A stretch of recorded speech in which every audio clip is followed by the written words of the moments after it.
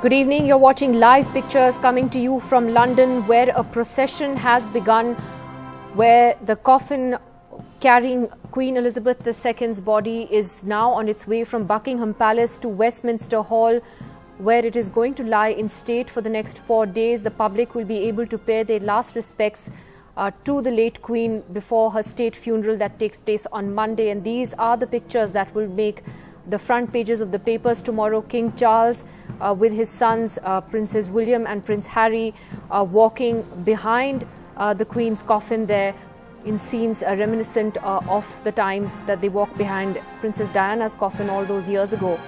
This procession has just started a few minutes ago, and it will take about another 30 minutes to 35 minutes to reach Westminster Hall, where, as I said, the coffin will lie in state for the next few days. You can see thousands of people have lined up to pay their respects and to say goodbye in central London. These queues are running for miles. People have had to spend several hours waiting to get in line, and they will continue to do so over the next few days. My colleague Radhika Iyer is reporting live from London. And Radhika, of course, you can see that no one quite does ceremony the way the Brits do it. Take us through what is expected now. Well, what a life the Queen had. At the age of 96, she passed peacefully at Balmoral, and what a send-off it's going to be. This is a procession that has just begun at 2:22 local time, and it takes this is under 2 miles, the journey from Buckingham Palace all the way to Westminster Hall. Let me show you scenes as I talk through these pictures that you're seeing both on your screen as well as from my relay, which shows thousands of people just waiting on Whitehall, where I am at the moment. This is the heart of the route. This is the second street just after the mall, where the procession will walk, will go through and reach all the way to Westminster Hall. Now, Westminster Hall is just across Westminster Abbey, a historic church where the Queen to Prince Philip, and she will be there for the final funeral, the state funeral, which will happen on the 19th of September. Until the next 4 days, over the next 4 days at Westminster Hall, where the Queen will lie in state, people will be allowed to pay their last respects. It is expected that a queue of up to 5 miles could run for people who are coming from various parts of the United Kingdom to pay their respects one last time to the Queen, who served them for 70 years during her reign. King Charles is, of course, leading the procession from just behind the coffin which is being carried, and his sons, Prince William as well as Harry, are at the moment just behind him. And like you said, Nidhi, just like how it was 25 years ago when Princess Diana died and the boys had to unfortunately become familiar with this exercise. This state funeral is going to be a global event, something that the send-off is expected to be something that people will remember for a long time, like they will with the Queen and the memories of her at public events. Over 100 state of heads are expected to attend this event. Invites have gone out to various countries, all nations from the United Kingdom, except Russia, Belarus, and some other nations which the UK doesn't share diplomatic ties with. Joe Biden will be here from the United States, along with his First Lady and many other state leaders, presidents of various nations. The European Council, France, will also be attending this funeral on 19th of September, Monday. The capacity of that hall itself is 2,000. The President of India, Draupadi Murmu, in fact, the government has confirmed today she will be representing India at the Queen's state funeral on Monday. So President Murmu is going on India's behalf for the state funeral, where leaders from all over the world are expected to come on this coming Monday. And just to give you all a sense of this ceremony and this procession that's taking place, there are about 1,000 members of the armed forces that are taking part in this as well. They're wearing their ceremonial dress. As Radhika was also pointing out, you have King Charles, formerly Prince Charles, who's leading the procession, walking right behind his mother's coffin there, along with his siblings. Princes Andrew and Edward and Princess Anne are also there, walking behind the coffin. And then just behind them, Prince William now the Prince of Wales, and Prince Harry. the Duke of Sussex also walking in that procession. Their wives, the Queen Consort Camilla, the Princess of Wales, Kate Middleton, and the Duchess of Sussex, Meghan Markle, they have all travelled by car to Westminster Hall. So they're not part of this procession. And as Radhika was pointing out, just the sheer number of people that have lined the streets of London to watch this procession is mind-boggling. There are hundreds of thousands of people who have lined up for this today. And over the next few days, authorities in London expect there to be similar massive crowds as people line up to pay their last respects at Westminster Hall. Radhika, coming back to you, on this, what then happens over the next few days? Is it the coffin lies in state, people come and pay their respects, but what is the king going to be doing at this time? Well, he will be guarding the coffin. That is confirmed, that the king will be standing by, guarding the coffin, stand just next to the coffin, also receive condolence messages from people who won't be able to, of course, physically meet him. But he has been meeting people just outside palaces, wherever he's travelled to, whether Ireland or Buckingham Palace or Edinburgh.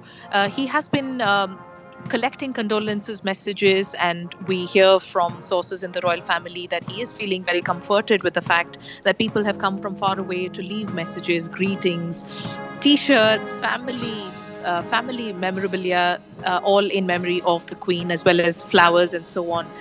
There are several people I have been chatting with over the last few hours. Many have come from various parts of the United Kingdom, and they're all hoping to, of course, pay their last respects. But the sheer attendance goes to show how much respect and love and fondness they had for the Queen. A lady who didn't want to be on camera by name Sally, she's a 76-year-old from Sussex, who has travelled here on train by herself. Is here because she feels that the Queen is somebody that she emulated during her life, because the Queen apparently gave her messages of stability. And in her personal life, whenever she went through ups and downs, she would always think of how the Queen would deal with it, and she dealt with it personally. So this, for many, is like a personal loss. Now, what's going to happen over the next couple of 4 days, actually, Nidhi, is that while the coffin is at Westminster Hall, which is again a very historic location in central London, people will be allowed to physically queue outside. Only a little bag is allowed. They are not allowed to either camp or stay in London. In fact, sleepers, gazebos, marquees are not allowed. So they will be actually standing through the night waiting for their chance to go into Westminster Hall. And with these kind of security arrangements that are in place, all of these ceremonies will take place, and it will go on till the 19th of September. And at 11 a.m. on the 19th, the final state funeral will begin. Right. In fact, just some other interesting details, about this procession. I don't know if many people noticed, but one of the things that's standing out today is the fact that Prince Andrew and Prince Harry are not wearing their military uniforms. And there are different reasons for that. Prince Harry, of course, is no longer a working member of the royal family when he decided to step back with his wife a couple of years ago. And earlier today, his spokesperson said that his decade of military service is not determined by the uniform he wears, because the British newspapers were going to town with that headline, with the fact that he was not being given special permission to wear his military uniform. And Prince Andrew, of course, is also no longer a working royal. He lost all his military titles earlier this year after being accused in a sexual assault lawsuit in the US, which he settled and has also denied any wrongdoing. So that's just an interesting aside as to what is going on here. Radhika, an interesting thing you said is that one of the people you spoke to, one of the mourners, 76 years old, which means that she was 5 years old, around 5 years old when the Queen became Queen. So for a lot of people, she's the only monarch that they have known. That's true. For many people I met just outside Buckingham Palace, the only monarch they have seen in their lifetime is Queen Elizabeth II. Many people, of course, said, there was one gentleman who mentioned to me that she's almost as if my mother has gone. For many, she is a grandmother figure. A lot of people shared those kind of lovely messages around how her sense of duty, her sense of service was unwavering. For many who are familiar with London, there are a few lines or one-liners in London which are very popular, and one of them is "keep calm and carry on." It comes from the Buckingham Palace. It comes because the Queen, according to many, just kept carrying on with her duty despite challenges. And we know that the royal family has had several instances of controversy through the last several years, but the Queen just kept carried on her duty, and so you see the sheer turnout of people, and I'm unable to interrupt them at the moment because they're waiting in procession, and we're not allowed to interrupt or ask questions. But I've been chatting with so many, and some of the statements are quite heartening to hear, given people here in Britain have had that kind of affection and love for the royal family, and over the last couple of years, or maybe 3 years, that connection has improved. And somebody actually told me that the Queen probably increased the likability factor towards the royal family during her reign.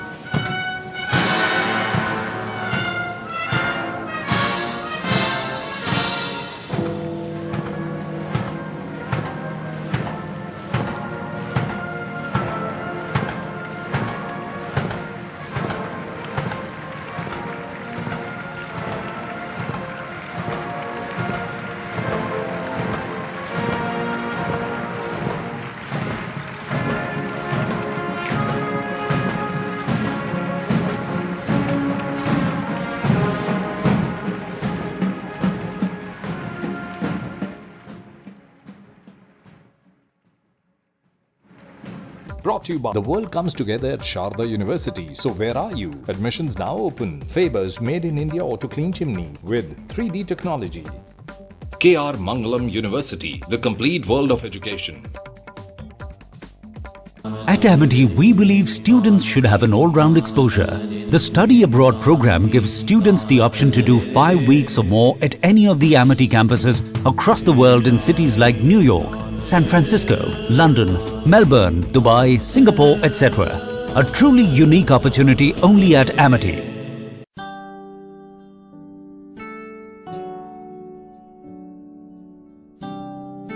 जी ये चिट्ठी है बेटा आपकी। भैया, चिट्ठी आई है आपकी।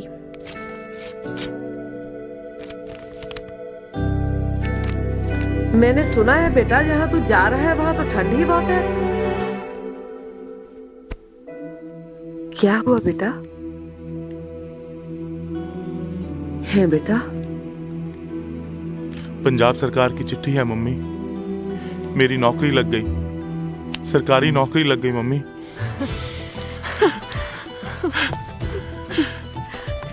सुनते हो? अपने छिंदे की सरकारी नौकरी लग गई। अब काम के लिए उसे प्रदेश में धक्के नहीं खाने पड़ेंगे। जी हाँ, जो सालों में नहीं हुआ वो मुख्यमंत्री भगवंत मान और पंजाब सरकार ने कुछ महीनों में कर दिखाया। पंजाब में युवाओं के लिए लगभग 20,000 नौकरियों का ऐलान किया, जिसमें पंजाब पुलिस और अन्य सरकारी विभागों में नौकरियां दी गयी। अब हमारे पंजाब के बच्चों को विदेश जाने की जरूरत नहीं। हम 3 करोड़ पंजाबी मिलकर बनाएंगे अपने सपनों का पंजाब, एक Rangla Punjab. Aim right, achieve big.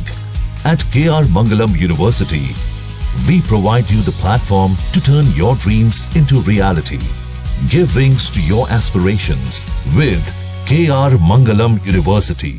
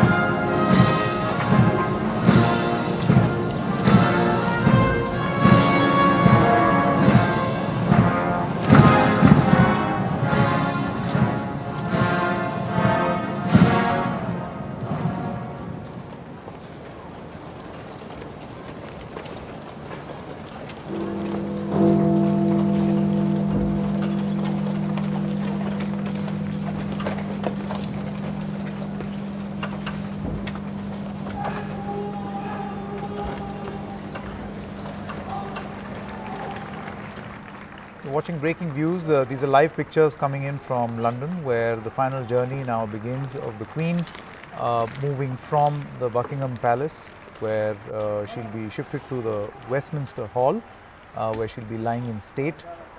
I have with me in the studio Lord Meghnad Desai, Professor of Economics, Director Centre for the Study of Global Governance at the London School of Economics. Thank you very much, Lord Desai. Thank you. You were just telling me about these pictures, Yes. where exactly she is going to be lying in state, the significance of that place. Yeah. Well, first of all, you have to see what a beautiful scenery it is walking from Buckingham Palace up to that. And then the British designed this very well.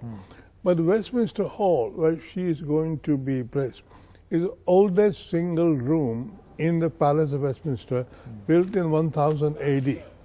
And it has stood there for 1200 years. And it's a long thing. Once upon a time, the entire government was conducted in that building, at different corners. Warren Hastings' trial took place there, as did the trial of Thomas More. You see, they would come there and there would be galleries for people to, and it's such a huge thing that you can accommodate a lot of people. Most recently, when King Charles addressed both Houses of Parliament, you can fit both Houses of Parliament in a single room.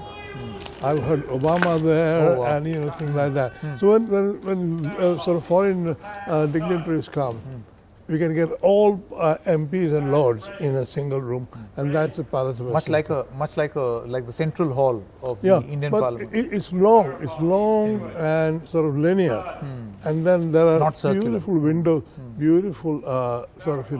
windows.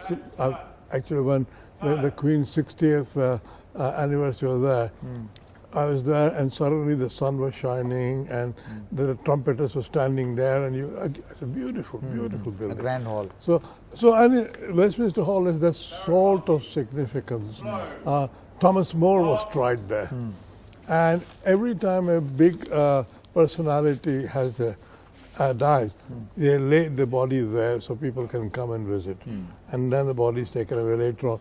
She will be taken just to Westminster Abbey, just across. Correct. Across the road is Westminster Abbey. Absolutely. I think this is like you were just telling me, a 20-minute distance otherwise. But from Buckingham Palace to Westminster Hall. I mean, they were walking much too slowly because they were walking ceremoniously. But I have walked that, so that's not. Lord Desai, one point that I wanted to ask over here is the monarchy itself. You see, in just a short moment, we'll be seeing pictures of people on both sides. There are very many people right now. Our colleague Radhika is getting us the reports also. Is this the love for the Queen or the love for monarchy? And will this continue? Well, in a sense. Or does this affection now also die or diminish because of this? What one would say that before the Queen came to the throne, the fact that her uncle, Edward VIII, had messed around and abdicated and all that, and her father, who never thought he would come to the throne, had to take over. There was a little bit of wobbly thing about the monarchy. But her father was very good, George VI. He was very good. They basically, through the war, the royal family ate the same rations as the public. And that is kind of remarkable. They stayed in London, looked after people. And I think she learned from that. And she actually deepened the faith in the monarchy. I mean, it's a dilemma. Whether that continues now, that is a big challenge that Prince Charles or King Charles faces. Correct. Because people don't regard him with as much love and approbation. Like, for instance, we just recently saw him throwing a bit of a tantrum also over ink spewing out of his fountain pen. Many people called this the Borisification of the monarchy. Yeah, but I think his problem is that he can't keep his mouth shut. He has opinions on everything. And in contrast, Queen never expressed any opinion on anything. But when the political thing was very, very troublesome, like in Northern Ireland, you knew that she knew how she had to operate. For example, the demand of Scotland to become independent, we had a referendum. She didn't say anything.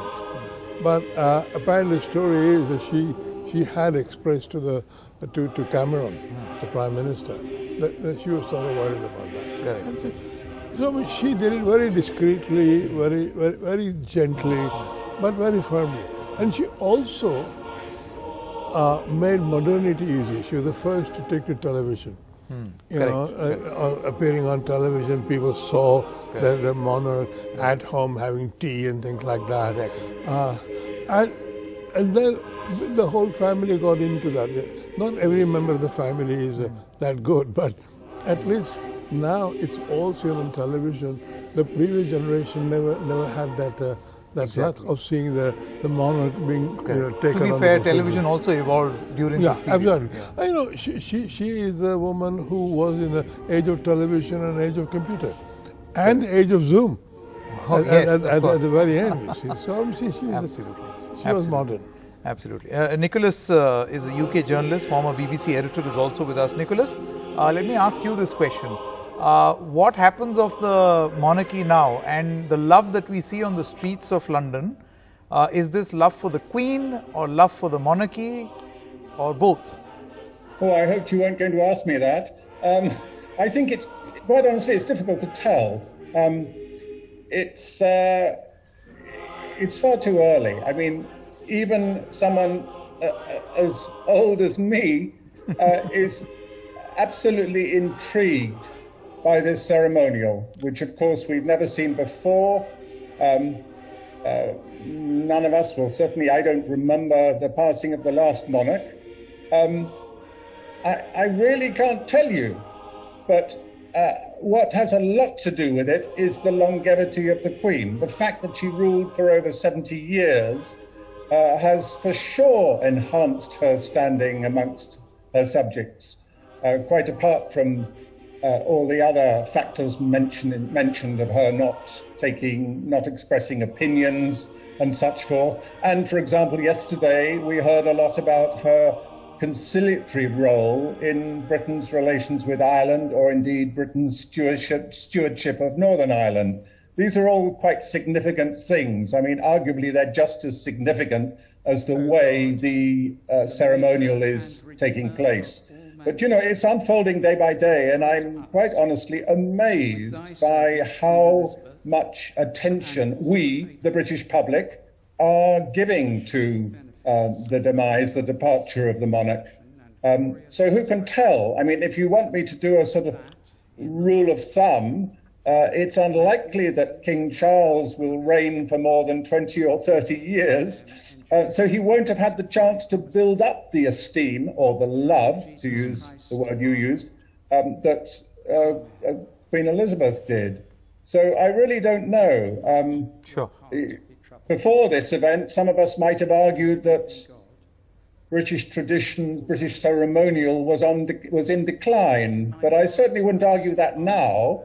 I would argue that we are, you know, it is a key part of the British state that we have enormous ceremonial, and indeed that we hold our monarch in such high esteem on a high pedestal. So who can tell? Quite fantastic, even to somebody who is born and brought up in Britain, that we can wield out this ceremonial when our monarch dies.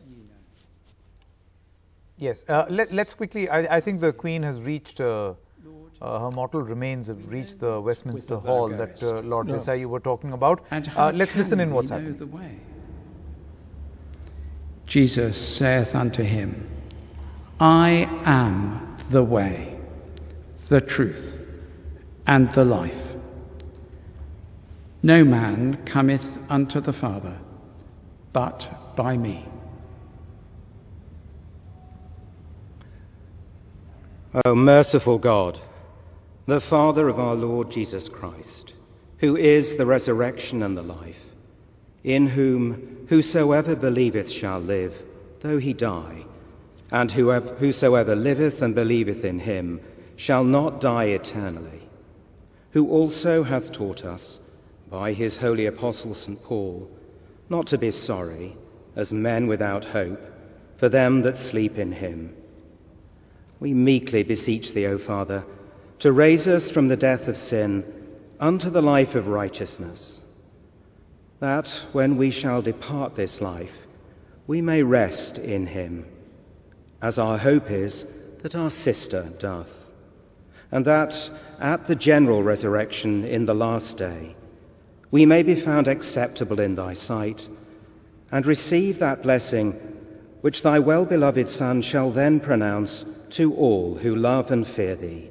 saying, Come, ye blessed children of my Father, receive the kingdom prepared for you from the beginning of the world.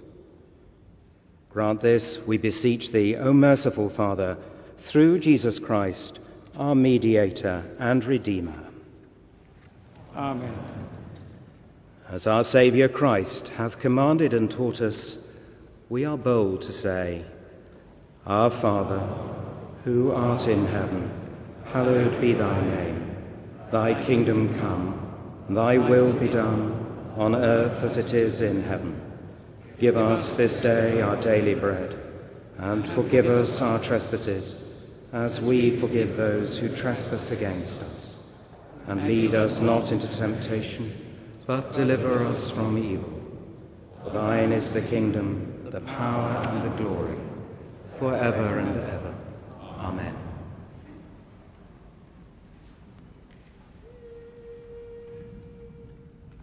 So that was the Archbishop of Canterbury leading the prayer service, which is presently on. For the next 4 days, the Queen's mortal remains are going to lie in state exactly in this hall for the people of Britain to pay their last respects. Absolutely. Obviously the Londoners will have an advantage, but people will come from around London at the southern part of the country. They will try and queue very, very properly, gently, but they will want the 1 minute going past that thing and bowing or, expressing their... So this is a place where there is public access? Oh, there is public access. It's right on the river, and of course, as I said, it was there already, and the rest of Westminster Palace was built around that. Okay. Because the old one burned down in 1832 or something. So they had to build it. So they kept that Westminster Hall intact. It has got a beautiful hammer beam roof, which is completely... we can see that on screen. Yeah. You said you've been here. You've been to this hall. Yeah, Warren Hastings was tried there. His trial took several years, but all the MPs were to come there, and lords would be sitting there in judgment, and then people could watch it. Like you could book tickets, so it was held. And many famous statesmen's bodies have been built, displayed there. Winston Churchill, for example, and every king or queen who passed away, they have to do this. But we haven't had anything like this, for many years. So more than 7 decades. Yeah, and this is really a great event for a lot of people. This is an uncharitable question, especially at a somber moment like this. But do you feel that with the Queen gone, this is also the social grip going away on an organization like the Commonwealth? That nations will now no more feel that sort of affection? Well, let me say, I've said this in Parliament, so I don't mind saying it here. When the Queen spoke to the last Commonwealth Heads of Government meeting held in London before the pandemic, O God, the she protector of all moved that Charles be the head of the Commonwealth after her. Now, I thought at that time that was a mistake, because Commonwealth had come to a level where the headship could be shared across different countries. Because some of those countries are huge: Canada, Australia, New Zealand, India, Nigeria, so on. So I think to persist with the British royalty heading the Commonwealth beyond the Queen is, I think, going to cause problems. You see, because India becoming a republic changed the Commonwealth from being the British Commonwealth to being the Commonwealth. Correct. Now, I think now there are many more republics. And if they are going to stay, then I think it was time to have relaxed. So you're saying that the courtesy that all these nations were extending to the Queen, exactly, they may or may not extend that to King Charles. Well, yeah, I think all these things happen sort of very gently, and then suddenly there is a crack up. Exactly. So I think the Indian president, she's going. Yeah, she's going. And there are lots of other people who will go. And I think to begin with, nobody will say anything. But Commonwealth has problems of many Caribbean countries wanting to become a republic. You're saying this will eventually come up? Yeah, I think it will eventually come. Because more want to be republic. They don't want imperial headship. They want the Commonwealth, but they don't want the monarch to be the head of their country. So I think there is going to be, for example, New Zealand just announced that they will not become a republic. Or Australia will make no such promise, or Canada. So we will have a bit of dissolution, not completely, but I think there's going to be a problem. And Charles will have to be very careful to play that properly. Nicholas, where do you stand on this issue? Again, I add a rider. It's, I would say, very unkind of me to be bringing up the Commonwealth at a time like this. But just wanted to understand, where do you stand on this issue? Well, I'll happily give you my thoughts. Personally, I think the Commonwealth itself is a club, little more than that. It doesn't have a lot of power. It's certainly not an alliance in a military sense. It's a harmless club, and I don't see any immediate threats to it. There was, Lord Desai has indicated, the issue of whether the British head of state should be the head of the Commonwealth. That is a little tricky, and perhaps I too was surprised that that was established, that the Queen's successor would take. But I think the relevant point, if I may say so, is what's called the realm. That is the 15 other nations that regard King Charles as their head of state. Now, the notion of having an expatriate head of state is a very odd one, and as you well know, Nehru took India out of that way back, I think it was 1952. He took the first step towards having what you might call an indigenous or a local head of state, which seems to me to make a lot more sense. But the problem there is that it needs to be a decision of the individual countries concerned, and they're only taking that decision rather slowly. I mean, we have heard in the last few days that Jamaica and Antigua and Barbuda are likely to be early deciders to become republics. But the Republican Prime Minister of Australia, Mr. Albanese, he said it'll be many years before Australia stops accepting the British monarch as a head of state. And really, you can't push them. If that's, as he knows, if that's the will of the Australian people, then how are you going to change that? It's an odd little conundrum there. To me, it makes a lot of sense that the head of state is indigenous, is somebody who lives there and is chosen by the people of that country, if they're not monarchies, as they are at the moment. But I don't see I see the Commonwealth as an unrelated issue. It might die a death because it doesn't have a very strong role in the world today. But on the other hand, it's doing no harm. So what's the harm of having a sort of membership club? I'll tell you what, from the point of view of India, most of the Indians that we've spoken to, they say, retain the Commonwealth Games, get rid of the rest. Yeah, absolutely. Sorry, retain the Commonwealth? No, they're saying retain the Commonwealth Games, the CWG. Oh, the Commonwealth Games. I see. Yes. Well, I mean, that's get rid of the rest. Example. That's a very good example of how they're not doing any harm and possibly doing some good in that regard. The Commonwealth Games are arguably the sort of strongest element of the Commonwealth Club. Nothing to be criticised there. But I think the mistake is to take the Commonwealth too seriously, to think that it is a force, or to think it is even the successor of the British Empire. Of course, it is, in a way, a successor of the British Empire. What do you think of the ink tantrum of the new king? Well, poor fellow, I wanted to send him a new pen because I'm a great fountain pen user. The papers this morning are putting it down to stress on his part, nothing more than that.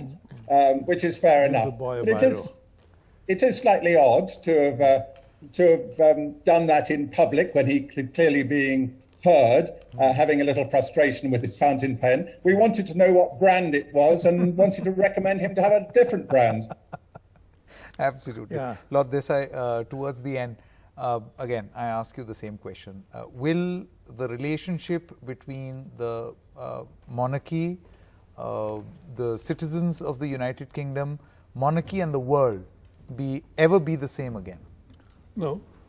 I mean, at least not, there will be immediately a drop in that sort of intimacy, regularity, awe of the monarchy, or friendship with the monarch.